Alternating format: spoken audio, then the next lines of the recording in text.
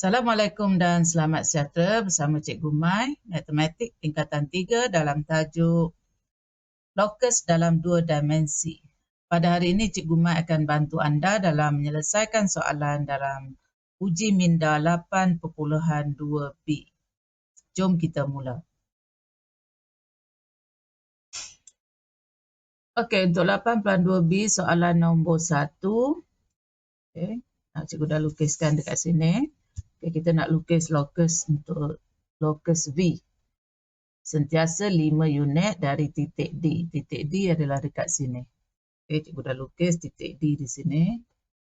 Jadi kita tahu 5 unit dari titik D. Jadi kita ambil bukaan, pucuk dekat titik D.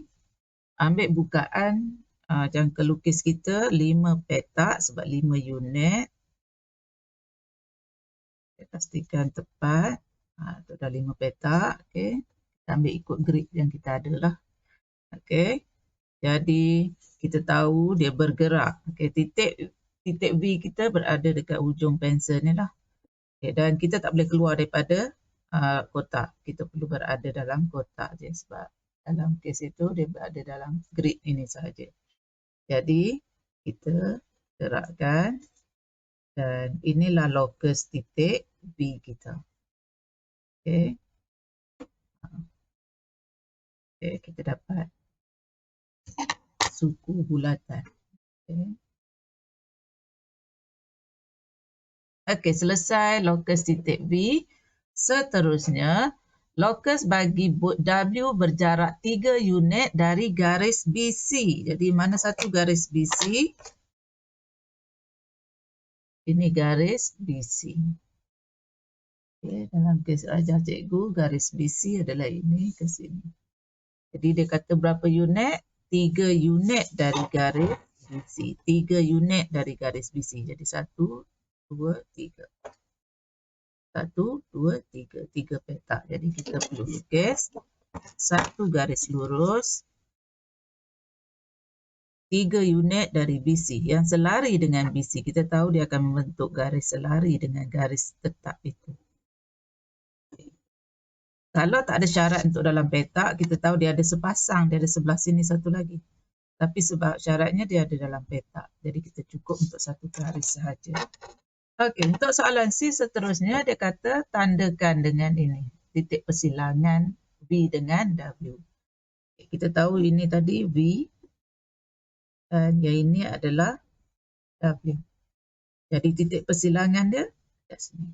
Dan dia minta kita tandakan. Jadi kita bulatkan dan kita ikut arahan soalan. Okey, selesai soalan nombor 1. Kita pergi ke soalan nombor 2. Okey, seterusnya kita tengok soalan nombor 2. Rajah di sebelah menunjukkan satah kertas dengan yang ditandakan dengan 4 titik E, F, G, H. E, F, G, H. Okey, seterusnya paruk berada pada jarak sama dari paksi X dan paksi Y. Jarak sama dari paksi X dan paksi Y. Nampaknya paksi X dan paksi Y ini bersilang. Maksudnya ini adalah kes jarak sama daripada garis yang bersilang.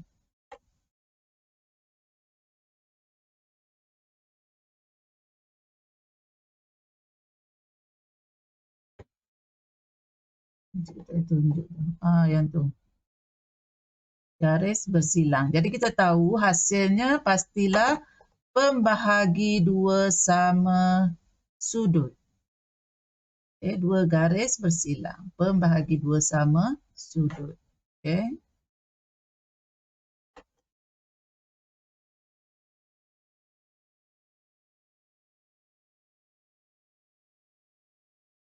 Cikgu dah lukiskan dekat sini. Macam mana nak lukis pembahagi dua sama sudut? Kita dah belajar sebelum ni. Dalam kes ini kita tak perlu nak tanda kan, nak dapat tanda sebab kita dah ada petak. Okay, jadi kita just ambil sahaja. Tak perlu guna ni pun. Pembahagi dua sama sudut maksudnya bila dah ada grid maksudnya 95 darjah lah, sebab dekat sini 90 darjah. Jadi macam mana nak lukis 95 darjah, 45 darjah? Kita tahu dia melalui tengah ni. Okay. Jadi kita tak perlukan jangka lukis pun. Kita mesti lalu bahagi 2 kan. Jadi 90 bahagi 2 dah tentu 45. Jadi melalui setiap titik ni. Okay. Ini selesai lokus bagi paruk. Kedudukan paruk. Lepas tu dia kata kedudukan paruk juga kurang daripada 5 unit dari pusat O. Kurang 5 unit dari pusat O. Antara titik E, F, G, H yang manakah merupakan kedudukan paruk? Kurang 5 unit dari pusat O. Okay, mari kita lihat. Ini dah semestinya lah. Dia kurang 5 unit dari pusat O. Jadi, yang ini dah tentu bukan. Sebab apa? Sebab dia tak pembahagi dua sama. Yang ini pun sama, dia dah terkeluar. Jadi kita sekarang ada dua lagi pilihan, iaitu titik G dengan titik F.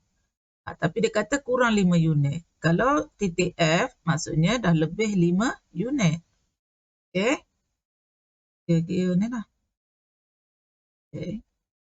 Jadi kurang 5 unit dah tentulah dekat sini. Okay, titik G. Jadi jawapan kita adalah titik G.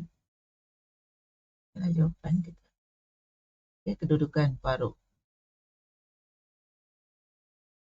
Jadi kita dah jumpa paruk. Paruk duduk dekat G. Okay, selesai soalan 2. Kita tengok ada satu lagi soalan sebenarnya, iaitu soalan 3. Kita tengok soalan 3 pula. Okay, mari kita baca soalan 3.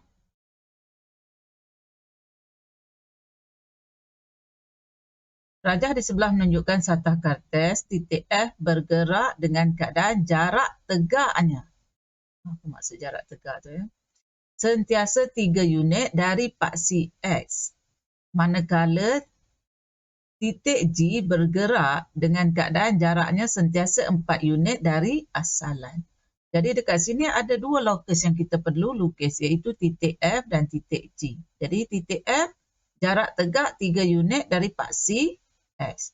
3 unit dari paksi X. Ini paksi X. Maksudnya jaraknya sentiasa sama dari paksi X. Jadi kita tahu kita akan dapat satu garis lurus yang selari melalui Y sama dengan 3. Sini. Jadi kita lukiskan lokus untuk titik F. 3 unit dari paksi X. Paksi X, 3 unit. 1, 2, 3. Jangan guna 3 petak sebab 3, 6 petak lah sebab kita ikut skala yang dia bagi. Kita lukiskan.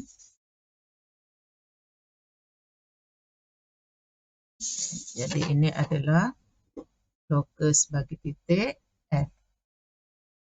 Okey, seterusnya lagi satu adalah titik G bergerak keadaan jaraknya sentiasa 4 unit dari asalan. Sentiasa 4 unit dari asalan. Asalan adalah O. 4 unit dari satu titik tetap. Jadi kita tahu dianya adalah suatu bulatan.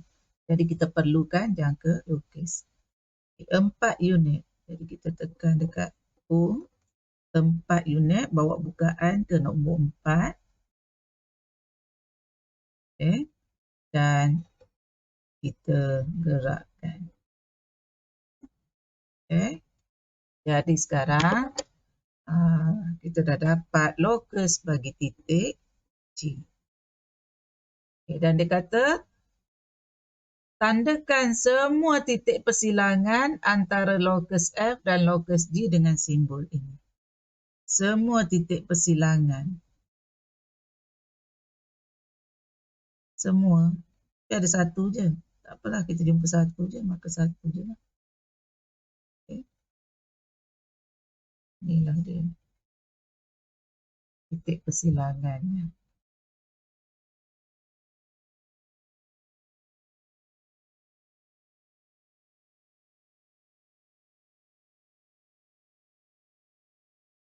Okey, selesai soalan nombor 3.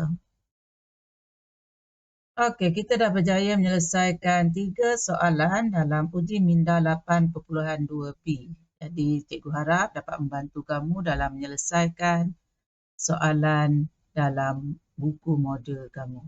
Okey, terima kasih. Jumpa lagi dalam siri yang akan datang.